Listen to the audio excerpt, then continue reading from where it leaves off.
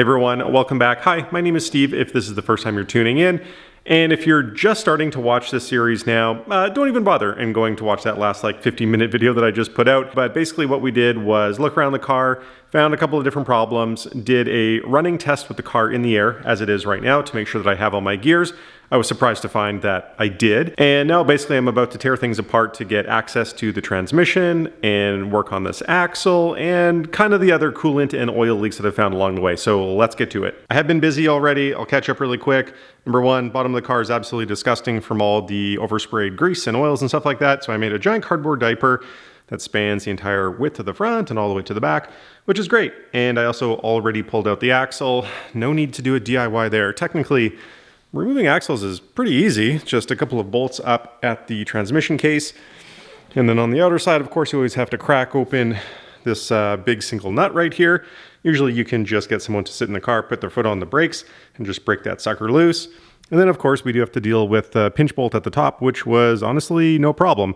I got it spinning, had some penetrant fluid on there, and then basically just put my air hammer on one side, and I just pow, pow, pow, pow, pow, smashed it out the other side. A small silver lining of pulling out that axle is that, use your imagination here, the downpipe on the passenger side actually curls up right in this area, so with the axle gone, you can see the other side of the hub on the transmission there. You can stick your arm in there, and it makes it much more easy to get at the exhaust bolts that are tucked up in here. So I'm about to take off the passenger side exhaust section so we can take a better look at that transmission pan. The other thing is, see that little coolant spot right over there that just keeps getting darker and darker? It's because it keeps dripping, and I've isolated it to basically the worst possible thing, although I'm not super surprised. Airbox is gone because I wanted to confirm for sure whether there was a leak maybe coming up from the water pipe right here. No, that would have been too easy. That's not it. It is almost certainly the Buffkin pipe, the legendary Buffkin pipe, that is connected to the oil cooler that is going to be tucked up right in here above the alternator under some of this stuff. So we're going to be tearing that apart too. If you've ever had a project on the go in the garage before, you'll understand when I say I'm about to reach the moment where the car is not going to be running for a while. In other words, we're going to take enough things apart where there's going to be significant work to do before the car can actually be even started and running again. So we have to be careful to think about what things we need to do right now for our final checks. One thing I actually just checked about a day ago, which is kind of silly of me, it's usually the first thing you look at, is the oil. And it is as black as the streets. It's honestly, I know it kind of looks okay on camera here. It is so dark. This needs to be changed. And although I do believe in the good care that this car received in the past, you know, it is a little bit of a yellow flag when you see dark oil like that because, of course, it makes you question, well, how clean is my valve train? And are all the little oil screens throughout the car in the oil galleys clean or not? And they're probably not. So you've seen me use this, I don't know, 100 times at this point, and I have a review video on this from, 5 years ago. Maybe check it out if you really are interested. But I tend to do this on any new to me car. You take a little bit of the oil out because you need to add this into the dirty oil right now. So I'll drain out maybe half a quart, pour all this in, let the engine run for 15 minutes, then dump absolutely everything so the engine is totally empty because I'm going to have to take off a bunch of parts that would have otherwise spilled oil all over the place. And then later we'll change the filter and give it a fresh oil, probably a flush, fill it one more time with low grade oil, let it circulate through, dump it, and then finally do our final fill later when the car's really ready to go. Just finished draining the oil, and the first little bit of it came out of the drain plug, I could smell it. If you've ever smelled this, you know what I'm talking about. Oil that's well past overdue has sort of this extra burnt, really gross smell to it. So let's take a look in the pan, see if there's any glittery bits, check the filter, the usual things. What's crazy here is that I did not cut open this filter. It just fell apart. That's how roasted it was. I literally just took the plastic ends and twisted them like a jar lid, and they just tore right off. So I took a look through the filter media here, and honestly, it's not too bad. I preventatively apologize for the shadows here a little bit, but I did see that silver flake right in the middle of that pleat right there? There's one or two of those, but I would chalk that up to be somewhat normal. So although those pieces aren't too concerning on their own, I'm going to go on a side mission here. I'm going to drop the oil pan entirely. I want to clean it all out, see what's going on in there, make sure the pickup isn't clogged, and also the bolts that are holding it up are all disgusting and crusted up with the drained and then dried up coolant that's been all over the front. So I'm just going to take it apart and clean everything. You want to see something neat?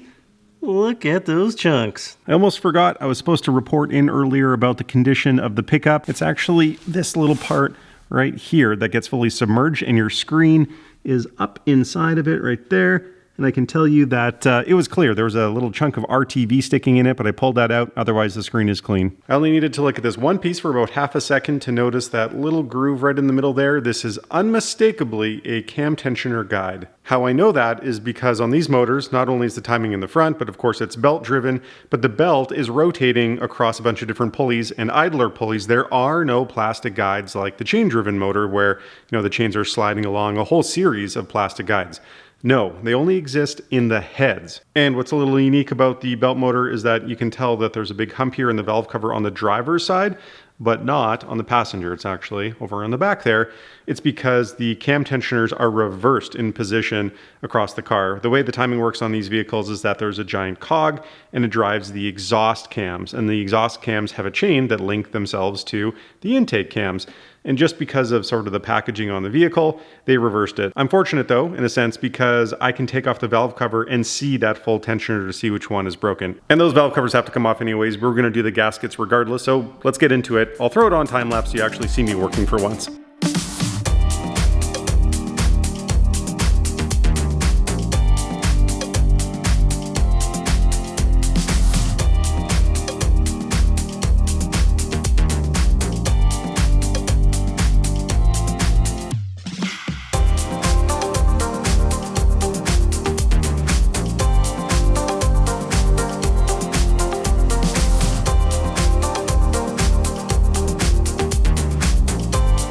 Valve covers off, I was able to take a quick look at just the condition of the cams, and on both sides I'm pretty happy. Yeah, sure, they're oil stained, that's typically how they look at this mileage, but no significant scoring anywhere, like it looks nice and clean. But of course our main mission here is to check out the guides on the front and back here, and again I was super happy, saw an intact guide right here, very cool. Went to check the other one, looks good up there too.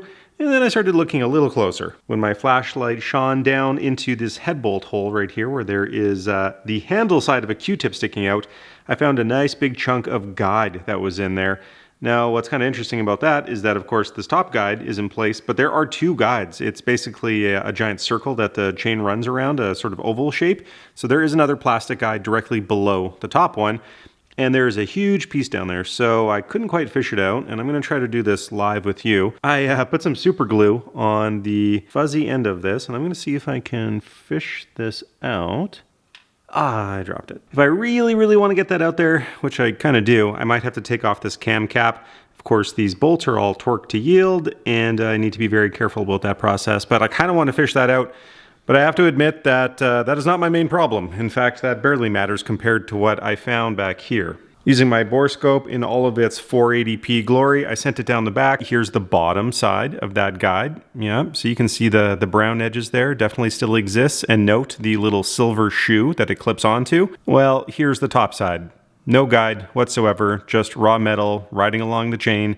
So that guide is broken. Now the good news here is that this can all be fixed with the cylinder heads in the car, and that is more significant than you probably think because the head bolts to hold this down, and this actually goes for newer chain-driven motors too, all those head bolts are no longer available. I don't know what people are doing right now for engine rebuilds. Honestly, I'm a little bummed, but at the same time, I kind of don't care. It's going to be just an annoying detour. Like I was talking about in the last video, there's so much room to work behind the heads of these cars that it's really not going to be too big of a problem. I have all the tools already to do this, and realistically, if I wanted to tackle that front main seal, which I think I do, the front of the car would have to come into service position anyways. Well, here comes the first snowball down Project Mountain. To come into service position, you need to drain a couple of fluids and disconnect a whole bunch of stuff. As you can imagine, there's a nice little drain port for the coolant right down here on the radiator, but it makes a big mess if you have the bumper in. So honestly, I'm going to be doing the exact same process that I did on the last S8 in some of those early videos. So if you really want to see like how the front end comes apart, just look at the video that's popping up on the top of your screen right now and you can kind of look at it. Because I'm not going to do a time lapse on this stuff, I'm just going to like get to work so we can get to more important things here. But, it's just a series of drains and loosen up a couple of things. Definitely, though, we're keeping the AC system connected. I'm not interested in discharging that, and it doesn't need to be done. I had to stop and show you something, though. It just popped out the first grill. Oh, man, we got some old guy fixes happening here. The very first step to moving your bumper is popping out these lower grills because there's a big hex bolt that you have to send your socket up to disconnect the bumper and just pull it forward. Do you see what I see? The lower bumper obviously had a whole bunch of damage and is sort of like hanging on by a thread.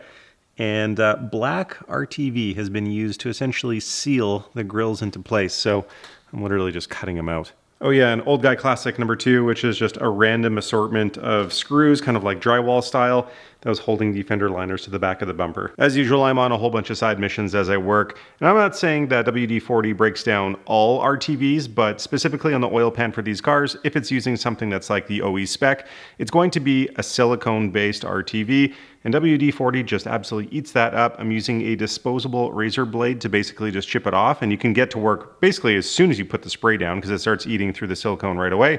And then for my second lap here, I'm going to hit it with some very light pressured Scotch-Brite pad here. I'm not trying to rough up the surface really at all. Don't want to make it uneven, but it makes pretty quick work of the job. Sit rep. I have gotten a little distracted with extracurriculars here. I've got a whole bunch of things drained. Front is going to come into service position in a moment, but I want to take off the intake manifold, in part because I have a few other things that I've already put in my little goodie bin over there that I want to send for powder coating. But I also want to make sure that the oil supply health is good to both of these heads. Not that I think that was the source of the problem, because theoretically I think if these tensioners were actually shrunken because there was less oil pressure, that actually would not increase the likelihood of that guide being broken, because there would be even less tension on the chain. So that would throw timing, but it wouldn't break a guide necessarily. But under the intake manifold is our valley pan, and just like the chain motors, there are 2 valves, and actually I can show you. See, one right there, and it supplies oil pressure, basically keeping oil up in both of the 2 heads. And I noticed there's a little bit of a mess in here, so I figure let's take off the intake manifold, split it apart, do the groove and part upgrade, a couple of fresh gaskets here and there, and the spray valves, and I think I'll feel a lot better. Well, this is why, in my opinion, you need to be an inquisitive person. Look at the mess that was under here that you never would have known just from looking in front of the car. And I've already been looking at this for a couple of minutes now because, as I usually like to say, it is time to read the grease. And I know I'm the first person in here for the lifetime of the car because of a few observations. Number 1 being the locating dowels here. Yes, they're still here. Usually they're thrown out on the first go because they break exactly like these ones did when I took off the intake manifold. Usually they have a little leg on them, and right now the leg is in that hole right there. They break off instantly. They get threaded into those little dowel holes, but typically they snap on the way out. So that's one indication. Another is that there are ear clamps on essentially everything still. So those are essentially one-time uses. And I had to break a bunch of those loose coming into here. So yeah, no, I really am the first person here. Let's get back to our diagnosis of the oil spray. So we could think that it's the intake manifold gasket, but when I look at up on the edges of the heads here, if it was really spraying in both directions, you would see a bigger mess up on the top side, and you do not. And I'm not discounting the pile of gunk that's here, because that's natural. You know, things are kicking up inside of the engine bay, and they naturally just settle down between the head and the intake manifold edge. So it is common to see that little pile there. I don't think these gaskets had completely failed. Now, a really exciting theory could be a head gasket, right? Since we have all this linear area of both sides of the head, surely that could spray a whole bunch of stuff in here. Well, no, I doubt it. Not to this volume. And look at the insane level of coating and concentration up at the front here. So I've really just been dragging my heels of saying what I really know it is, which is the valley pan gasket. The gasket that sits right below this item right here. There's nothing else in this area that would cause this type of consistent spray all the way around. It's going to be this guy, guarantee it. And now, annoyingly, this has ruined my day, because just as I did when I got the S4, I have to clean all this up, because if I just rip these gaskets off right now and take off this pan to replace the gasket underneath of it, all this junk is going to fall into the oiling system and fall into the intake valve runners. It's going to be a disaster. So I need to very slowly and methodically cover some of this up, slowly pick and vacuum and wipe and clean all this stuff up, close out these runners, work my way down with some degreaser, and this is going to be probably the rest of my day. As I continue to take stuff apart and clean it up and drain fluids, I realized that I may as well just take the front of the car off, because, I don't know, we're working on an Audi after all, right? Front comes off for everything. And what's really, really nice about this is, unlike the S4s or any kind of chain-driven motor, those AC condensers, and that's what the big black rectangle is right here, typically your AC condenser sits in front of your radiator.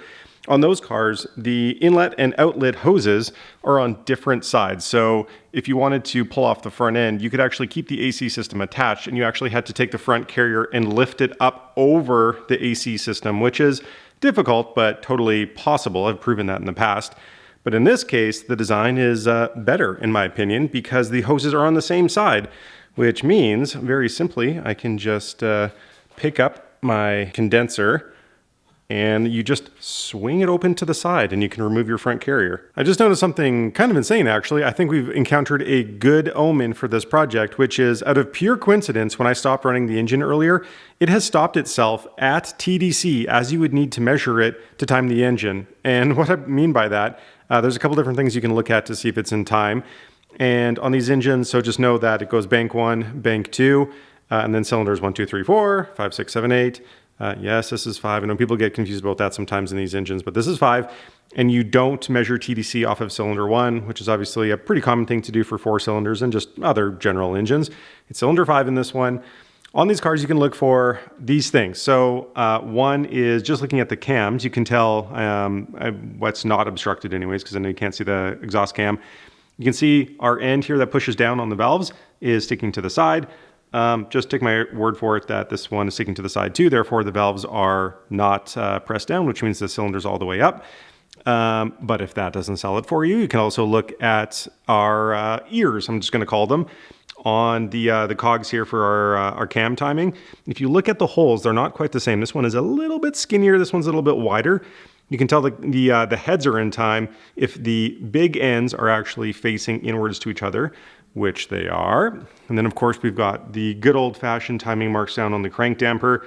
I know you can't really see it through the rust, but there's your line, there's your matching point right there. And because I ran out of breath, the final thing is, here, take a look at this picture. You can see on the cam caps, at the ends you'll see little arrows, and if the cams are in time, that arrow will be pointing directly at sort of a little notch on the other side of the cams, which this is. With a keen eye though, you may have noticed this on both bolt heads earlier.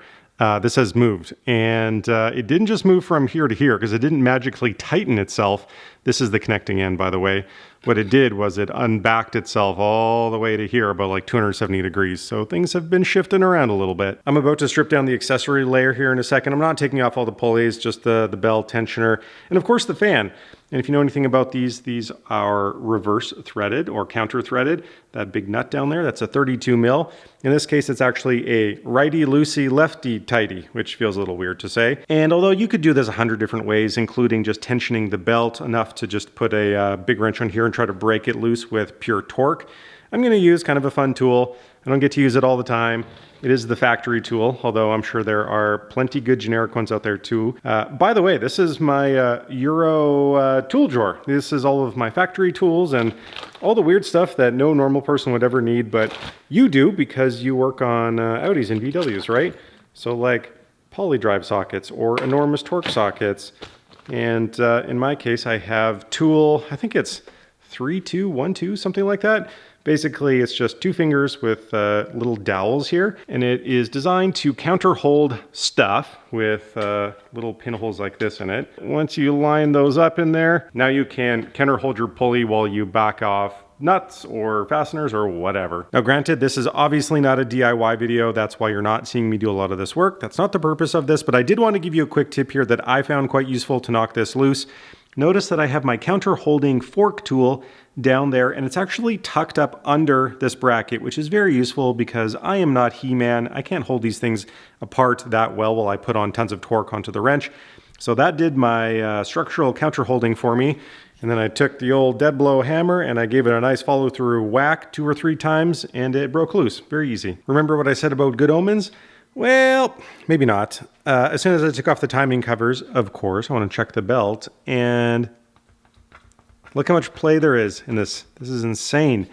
And what's extra confusing about that, because when belts are loose, probably tensioners let go.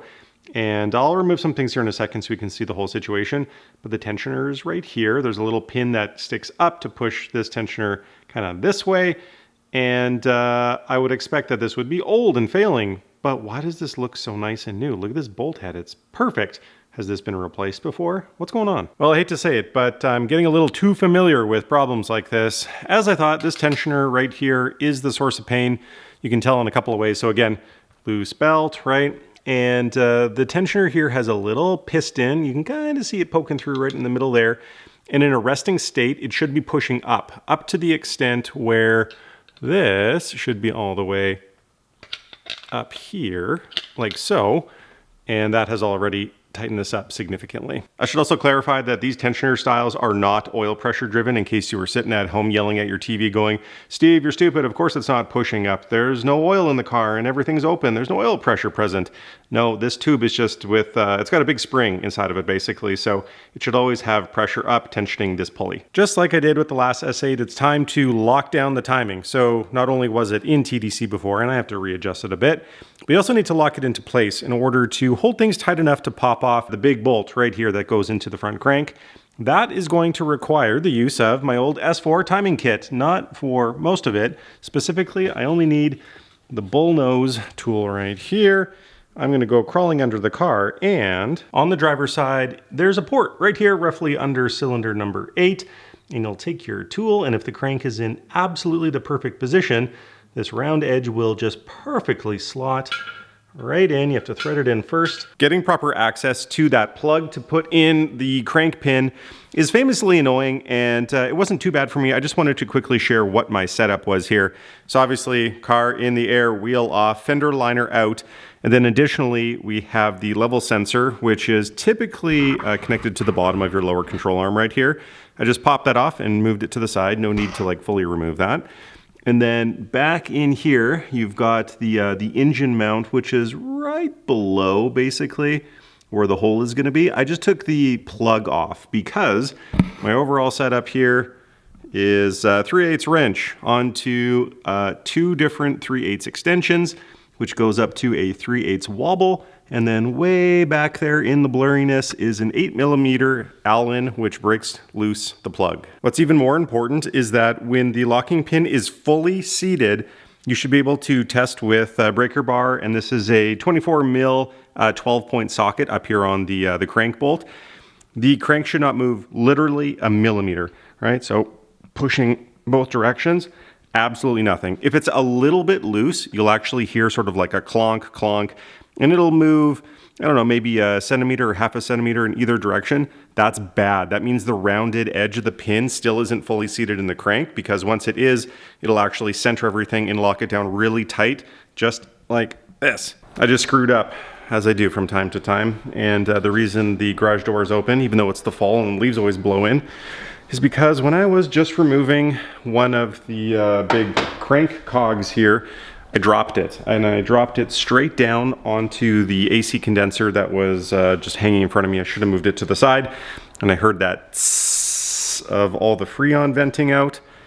So now I get to buy a new AC condenser. After this debacle, the engine kind of owed me one, and I'm happy to say that for the second S8 in a row now, taking off the water pump was a breeze. A lot of the times, these top 2 fastener holes here become a major problem. The heads of the fasteners snap off, and you end up having to drill these out and helicoil them or something.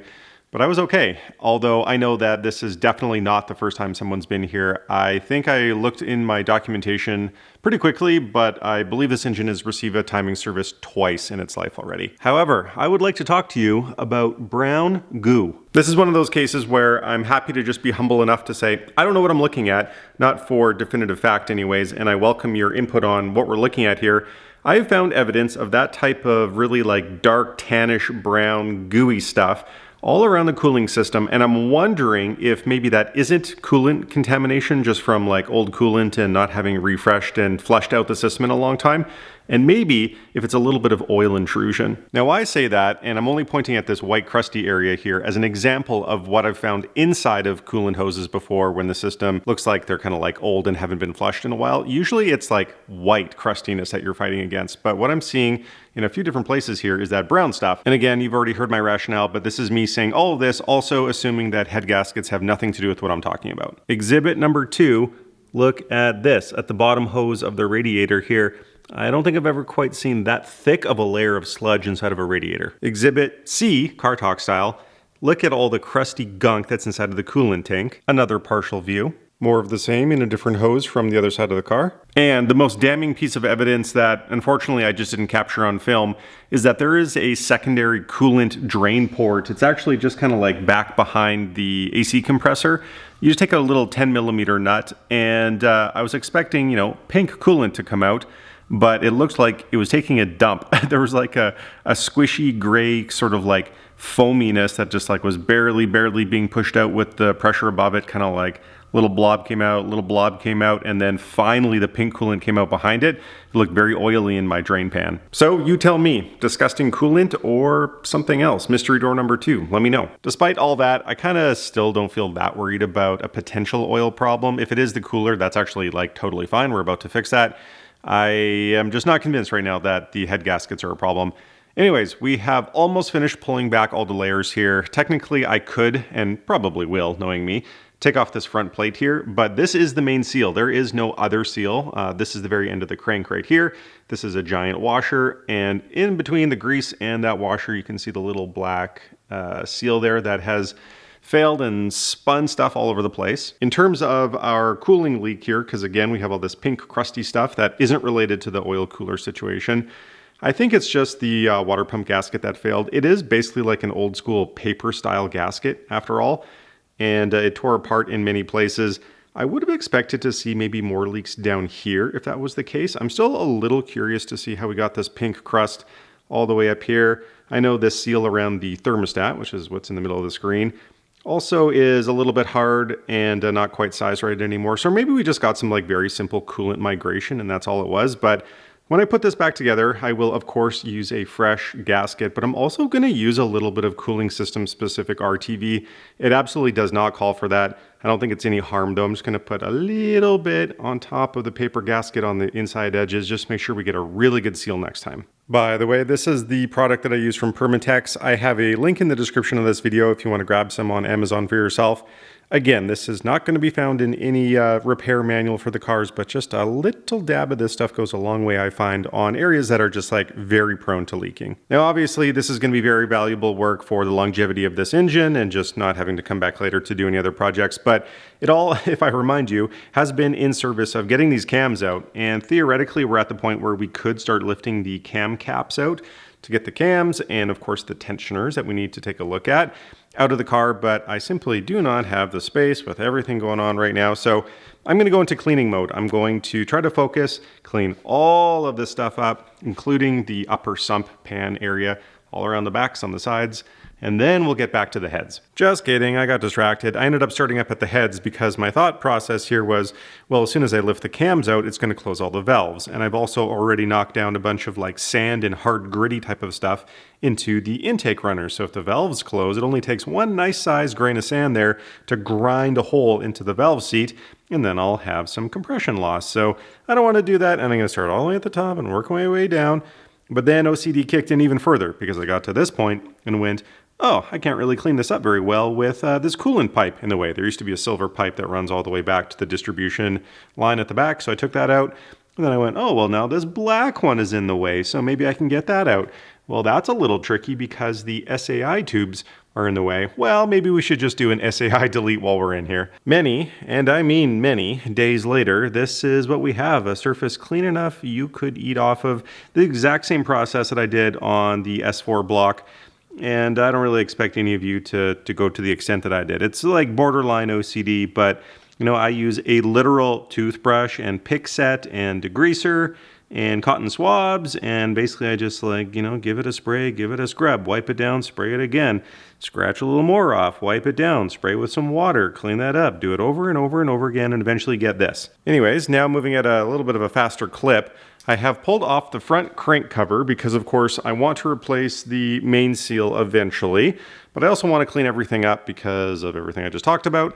And I'm glad I'm here because I have found that the gasket did fail down in this corner here. I have seen this exact type of failure before, not in this location, but the finish, the black stuff there, tends to get hot and it literally just bubbles off like what you're seeing right there, and that will lead to a leak. Another huge benefit of taking off this cover is that you get to look at part of your oil pump. The oil pump is mostly up under here, but we're looking at the chain that's driven off of part of the front of the nose of the crank. There are some teeth right up behind this thrust washer right here, and that drives this single chain, which drives this single gear, and that is what is moving oil around your system. But it's actually this black plastic tensioner we want to take a look at in two ways. One, the front part here, the little, I don't know, banana in the front, right? This guy right here.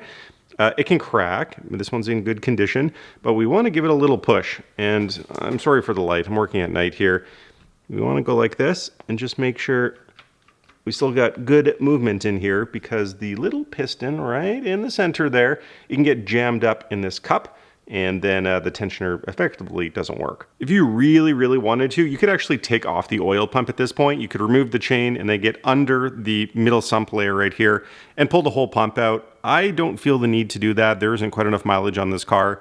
And although the pump bearings can technically fail, it's not that common of a failure. I'm not worried.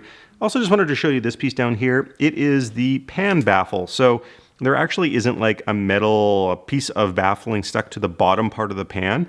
This is the baffle, and the oil pickup sits in this hole. So when everything is kind of sandwiched together on the bottom of the sump housing right here, it actually is touching the bottom of the pan. So it's a perfectly functional baffle. It's just not attached to the pan. Do note that before I took off the thrust washer, I wrote down what was the front face and which way was pointing up. And note the oil-worn part of the crank there where the thrust washer was riding. And all of that in service of what the repair manual says, which is on screen right now. Basically, you want to give the crank a fresh surface of that thrust bearing to ride on, because it only actually uses the most inward half of it. So you take the front, flip it around, and face it towards the engine, and that gives it its fresh surface. Although technically I have much more cleaning to do, I'm going to move on. I've done enough to close up the valves now where I think they're going to be good enough. I really actually did have a lot of trouble trying to get the sand and gunk out from down on top of the valves there.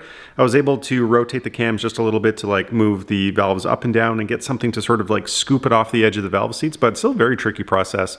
Anyways, good enough where I think if the valves close, it'll be fine, which means we get to lift out the cams. But of course, the manual also tells you how to do this, because for good reason, there is some tension put on these cams. So it's not like some of the newer, 2-liter engines, let's just say, where there's also a front timing chain that's actually pulling down towards the center on the cams, which means they would actually sort of just like pop out if you were to remove these caps. It's not to that extent, but there is tension on these due to the tensioner and the fact that they're already linked with the chains. And keep in mind that these are pretty tightly fit in here. The entire cams with the caps are line bored, right? So there's a giant tool that once upon a time would have drilled its way through with the cam caps down on here, and obviously no cams in place, and would have bored a circle all the way through one end. And essentially, it's not going to be 100% perfect of an angle from cap to cap to cap to cap, which is also why we need to be extremely careful about how we coordinate and manage all these parts once they come off the car. We need to make sure that everything goes back exactly where it came from. So before you go blasting off these bolts right here and just whipping off the caps, even if you did keep them in order, there is a sequence, as there typically is, which is basically alleviating pressure in a bit of a outward, inward, zigzag pattern type of style. And just in case there's any doubters out there, it's on screen right now just for proof.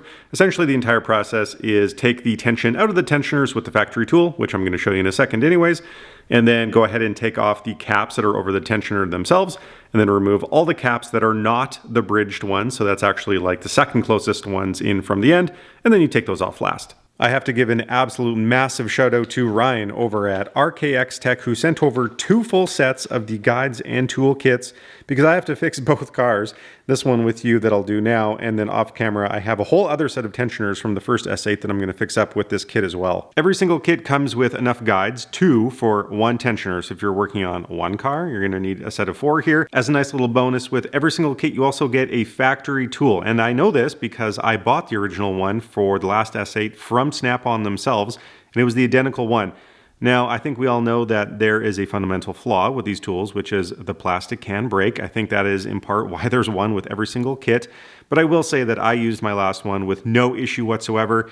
Yes, I'm aware that there are other aftermarket versions of this that it's all billet, and certainly that'll be even stronger than what this is, but I have total faith in this because it's worked for me in the past. By the way, and you don't need to take my word for it now, we'll do the install and you can compare these guides to the factory ones that take out, but if you want to make an order through RKX, use this code right here, TENOR, for 10% off your own order. What's kind of interesting about the factory tool here is that there's a little hole way down there that isn't used for anything except for this. You would never know it's there unless you were about to do this exact procedure. So I'll share it with you now. You've seen me do this probably on the last S8 build, but it just slips in here. The hole is down in this little recess. And this tool is meant to be seating just like you see it here. You can kind of push the chain a little bit outwards to give this tool a little extra room to slide down between this metal piece here and itself. And what's really key to not exploding these is only turning it until the tensioner is fully compressed, because it's easy to just keep on turning it and that's when it snaps. RKX literally tells you on the package that 8 360-degree turns makes this fully compressed. 1, 2, 3, 4, 5, 7, 6 comes after 5, actual 7. That's technically 8. I'm not there yet.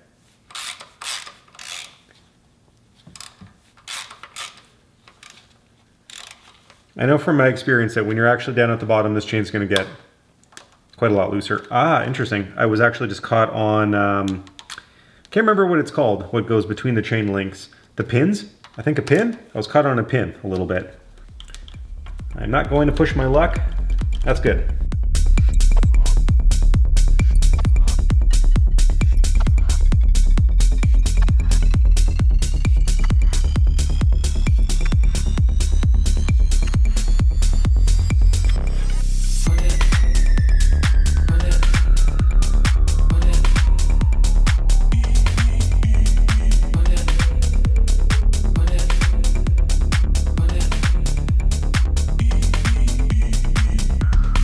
You may have not noticed, but the intake cam really gave you some troubles there. It was stuck. What was happening was that even though I had detensioned all the caps and took them off, some of the valves were actually still pushing up on a weird angle just with the valve spring pressure, and it was kind of jamming the cam over. So I had to take my hammer and sort of like knock it left, right, and sort of like start rotating it. And then it came out, no problem. And now that everything is out of the way, we get to retrieve our long lost broken guide down here that I couldn't get at before, with the tensioner in the way. I got it. Took a second to fish out from one of the exhaust valves. That is a massive piece of the guide, and just for comparison to a full guide, that's like the entire front edge. However, and the reason why all my hydraulic lifter arms with the little tappets inside are lifted up is because I wanted to check the squishiness. Yes, that is the technical term. You need to make sure that all of your tappets are freely moving, and I strongly suspect that many of mine are not. So I'm not going to get into it in crazy detail today, but suffice to say, all these little fingers should rotate like this, but they also should move in and out. See, this one is not bad. Let's go up to the next one beside it. It squishes, but you'll see sort of the silver part that is supposed to be moving a little bit more freely into the body is not bouncing back very much. I will also note, and this will make sense in a second, that since the heads are 180 degrees off from one another, you can only get the rocker arm shafts out from the passenger side. So I could take out one of these bolts right here on each of this and actually just slide this whole rod out. Of course, when the cams themselves are out, I could slide it out and just lift out all the different little rocker arms, and I could clean up the tappets individually off of the car. That is not the case on the driver's side here because they would have to slide out towards the firewall, and that is impossible. Now, of course, I could do absolutely nothing about this, but I think you guys know that that's not really an option for me. So I think we might have found an activity for probably next episode. The remedy here, whether you want to slide those rods out or not, because you can remove the tappets from both sides, actually just directly out of the arms with a set of picks. You should be able to slide them out pretty easily. Really, your solution is to take them out, take them apart, run them through an ultrasonic cleaner or some degreaser, clean them up, re-oil them, and then put them back into the arms. And it's important because they're self-adjusting, so they are oil hydraulic adjusted, so there's supposed to be oil flowing through there.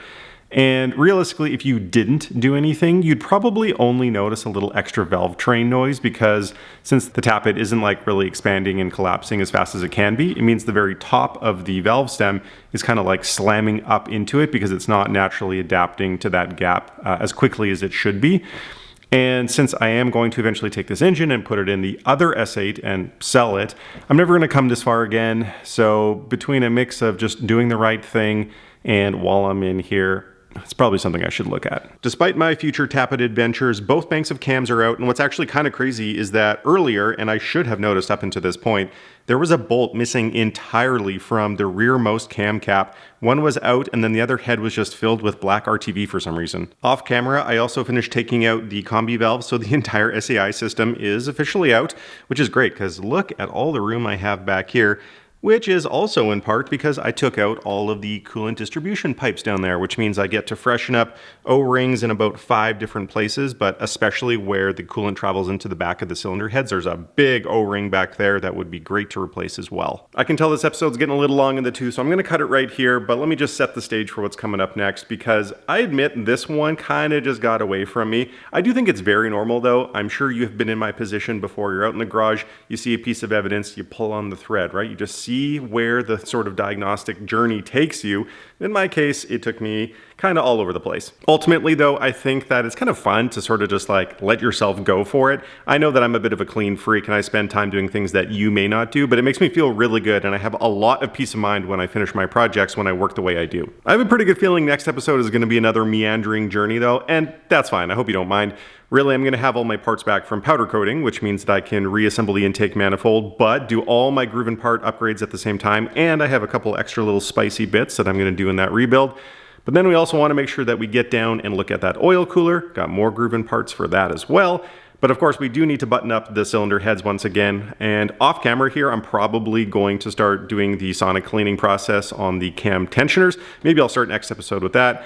At which point we'll install our RKX guides. We'll take a really close look at those to make sure that you are comfortable using those in your own rebuild as well. And then we can kind of work our way back down and out to the back of the transmission again. My final parting words are something that I always forget to say at the top of the videos, which is whenever you see me using like tools or specialty parts or consumables, I put a full list of whatever you see in the video into the description of the video if you want to go to Amazon and get it yourself. Okay, that really is it. I'm out for real. Like, subscribe, all those good things. Thank you very much, and I'll see you in the next one.